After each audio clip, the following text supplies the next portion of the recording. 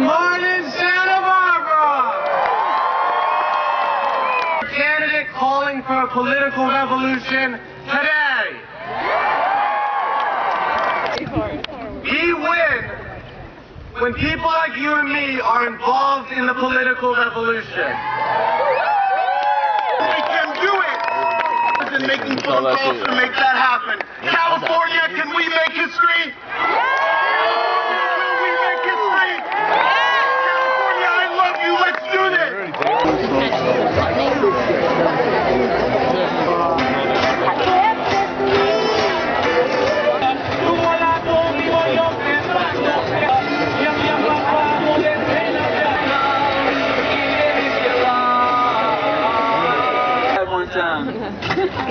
Hard-working people, hard-working people,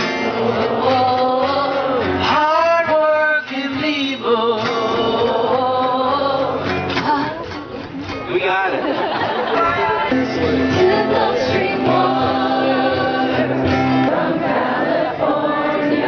I ever have. I'm here for Bernie, like all of you. I grew up in a middle-class home. My dad was a teacher, and my mom was an actress, but then became a teacher because, you know, that's where all the money was. I wrote videos of Bernie Sanders. So you can see him speaking out against the corruption of Wall Street and the wars in the Middle East, and homophobia, and this is decades before they became popular talking points. It's fascinating to me. I love it. Bernie Sanders is a politician who appeals to the better nature in all of us, and that is why I'm voting for him. Political and economic corruption. So it's time we elected a president whose voice was loud enough to speak up for all of us and not just the top 1%. That's Bernie. So let's yell for him now.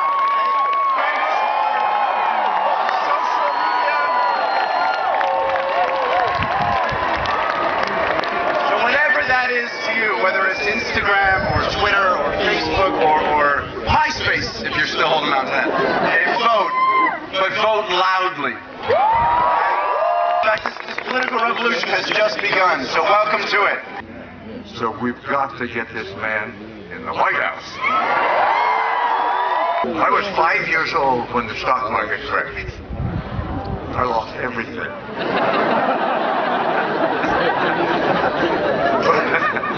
But what I wanted to say to my contemporaries is, as Bernie said, in the 50s and 60s, real democracy was really working, as Bernie says, from the bottom up, like it was designed to. Here? Oh, can I introduce him?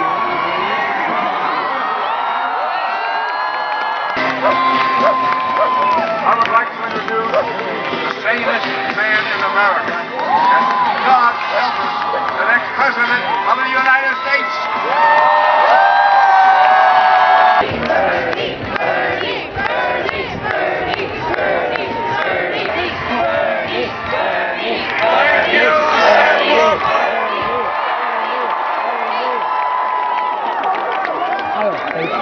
Thank you so much for welcoming us to sing.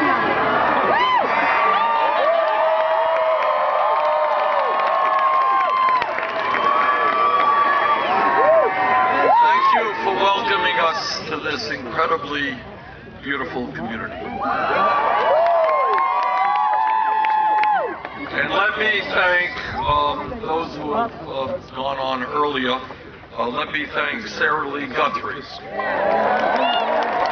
And Woody Guthrie, to my mind, is one of the great songwriters in the history of the United States of America. Among many, many other songs he wrote, This Land Is Your Land, which is kind of the theme of this campaign. This land is our land. I want to thank Kyle Butts and the rocker Larimore Hill, Justin Long for his remarks. Thank you, Justin. And what about Dick Van Dyke? And I thank Dick not only for being one of America's his great entertainers, but also for the work that he has done in trying to make the United States a better nation. So, Dick, thank you for your Now, let me begin by saying that I challenged Donald Trump to a debate.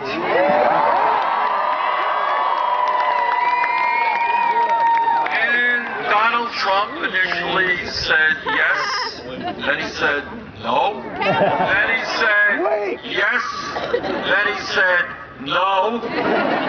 So I think for a guy who changes his position so many times, I would hope he would change it one more time and say yes. And the reason for that is I think that Mr. Trump has got to tell the American people why he thinks it is good for our country that we have a presidential candidate insulting Mexicans and Latinos, why he thinks it makes sense to insult Muslims, insult women and veterans, and to insult African Americans. That is an ugly thing to have done. Now, what this campaign is about and why we are doing so well is that we are talking about the real issues that are impacting ordinary Americans. And the other thing that we're doing, which is very, very radical, is we're telling the truth. Now, when we began this campaign just about a year ago, nobody thought that we would get very, very far, but as of today, we have now won primaries and caucuses in 20 states in this country. And with your help, on June 7th, we're going to win the biggest primary of them all.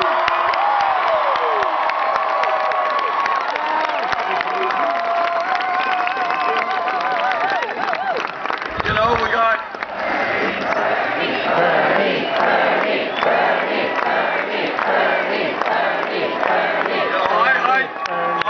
from the state, the beautiful state of Vermont, which is very, very small. California is not very, very small. You know that. And in fact, there are going to be 475 pledged delegates up for grabs on June 7th. And with your help, we're going to get most of them.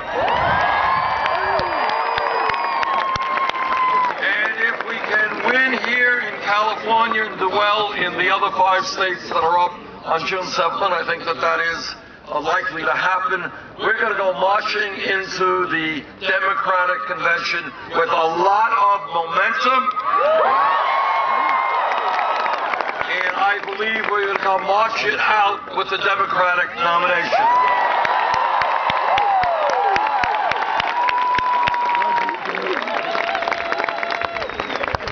Given the fact that virtually every national and state poll that I have seen in the last 2 months has us beating Donald Trump and beating him by big numbers, I'm confident that we're going to win the general election.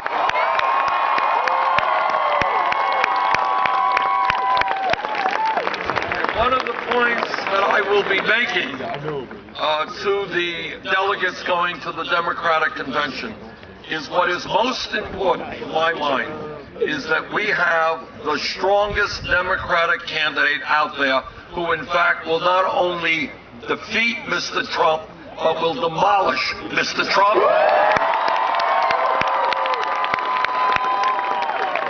And I believe not just based on all of the polling, but based on the energy and the enthusiasm and the grassroots activism of our campaign, we are the campaign that will defeat Mr. Trump.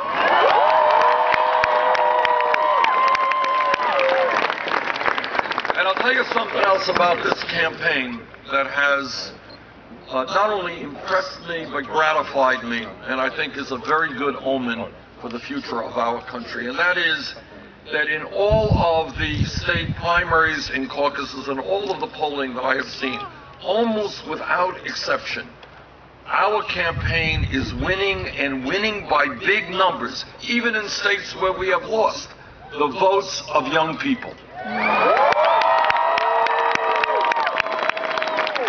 by young people, I don't mean just 20-year-olds. I'm talking about people 45 years of age or younger. And for those of you who are 20 years of age, you will know that in 25 years, 45 will not seem very old to you. The older you get, the younger it seems. But the point here, and what is really exciting and gratifying, is that our issues, our ideas, our vision of a nation based on social justice, economic justice, racial justice, environmental justice, that is the vision of young people in America. That is the vision for the future of America.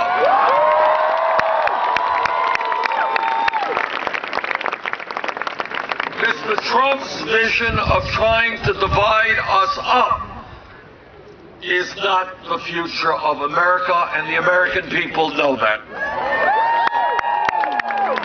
Now, this campaign is going to win because we are talking about real issues, the most important issues facing the American people. And as all of you know, whether it is in our own personal lives or in our political lives, the truth is not always pleasant. It's not always what you want to hear. But you want to hear it because you can't go forward unless you understand it. If you're sick in this country today, everything is not great, and we've got to face up to the very, very serious crises that we face. Crisis number one. We pride ourselves on being a democracy. But in many respects, democracy in America is being undermined by a corrupt campaign finance system. Democracy is not a very complicated process. It means that you have a vote, and you got to vote, and you got to vote. One person, one vote. That's democracy. Democracy does not mean that billionaires should be able to buy elections. Democracy is not about Hillary Clinton having a number of super PACs and raising tens of millions of dollars from Wall Street. Democracy is not about Sheldon Adelson, a Nevada multi-billionaire, pouring huge amounts of money into Donald Trump's campaign, who's already a billionaire. Our lesson, our message, is that billionaires and Wall Street and drug companies will not buy elections. We are going to overturn citizens.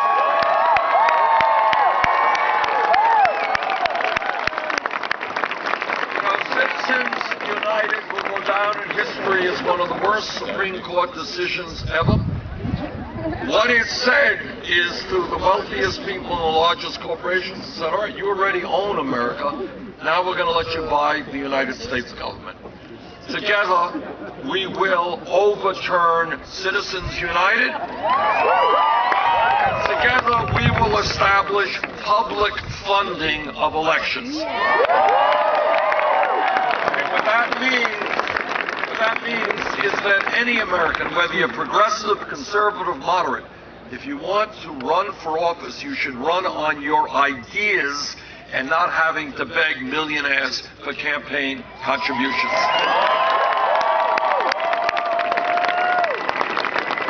And the other thing that we will do is to take on very aggressively all of these Republican governors who are trying to suppress the vote.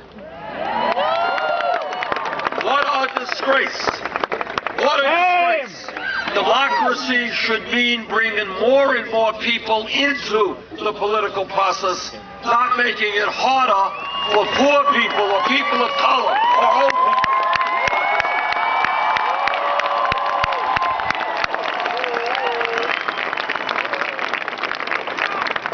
And I say to all of those cowardly Republican governors, and that's what they are, is that they cannot participate in free and fair and open elections where everybody has the right to vote. They should get out of politics and get a different job.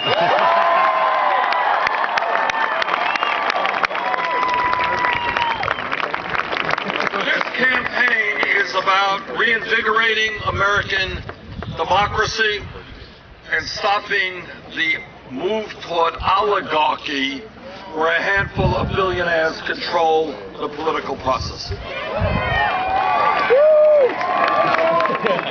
But this campaign is more than that. This campaign is about ending a rigged economy.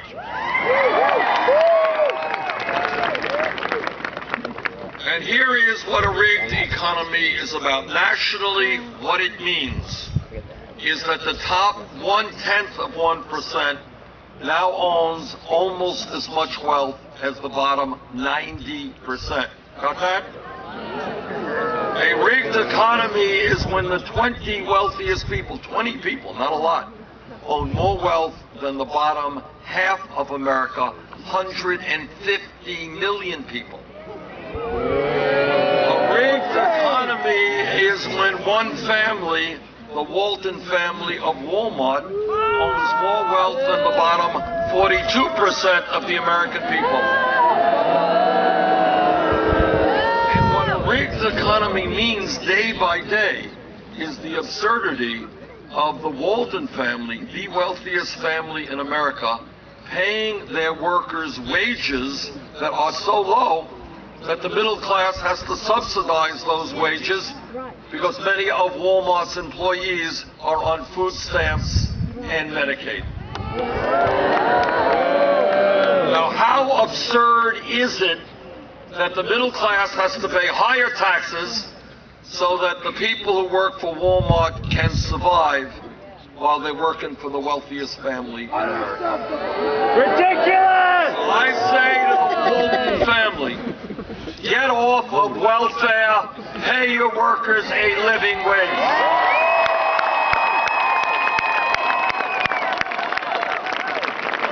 A rigged economy is when Wall Street hedge fund managers and other tax havens and don't pay a nickel in federal income tax.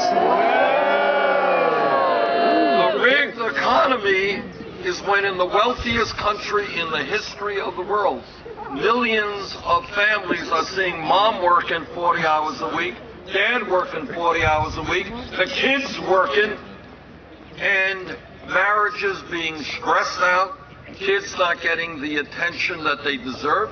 And at the end of all of that, 58% of all new income goes to the top 1%.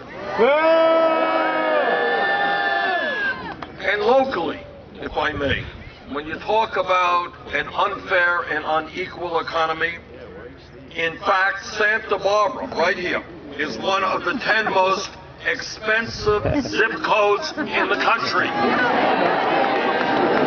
But with all of the wealth in this community, Santa Barbara County has the 4th highest poverty rate in California. So on one hand, you got incredible wealth. On the other hand, over half of the public school children in Santa Barbara County qualify for free or reduced price lunches. Income and wealth inequality is a moral issue. It's an issue that we will address.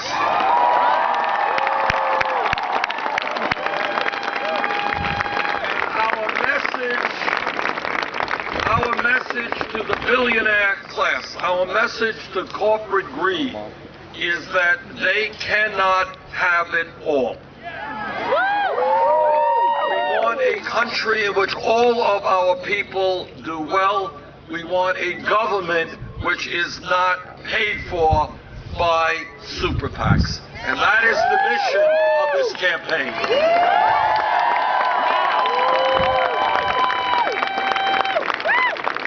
So what does that mean? How do we create an economy that works for all of us and not just the 1%? For a start, what we proclaim loudly and clearly is that anyone in this country who works 40 hours a week should not be living in poverty. That is why together we're going to raise the minimum wage in every state in this country to $15 an hour.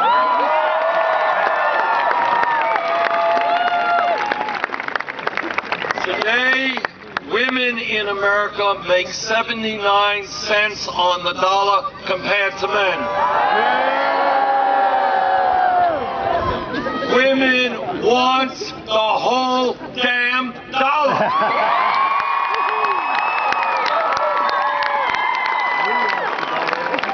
And I know that every man here today will stand with the women in the fight for pay equity.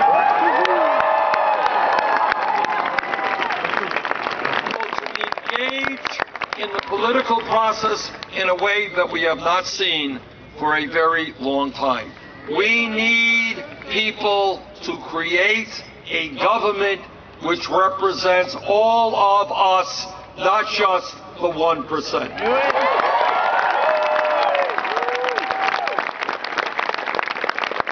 On June 7th, here in California, you will be holding the most important contest of this whole nominating procedure.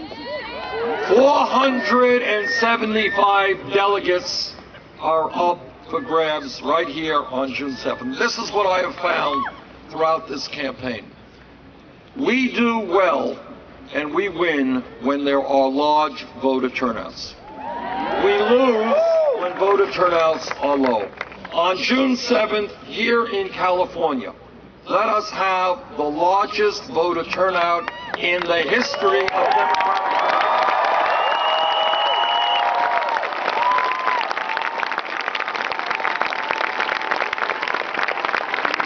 And let this great state, one of the most progressive states in the United States, tell the world you are prepared to go forward with a political revolution.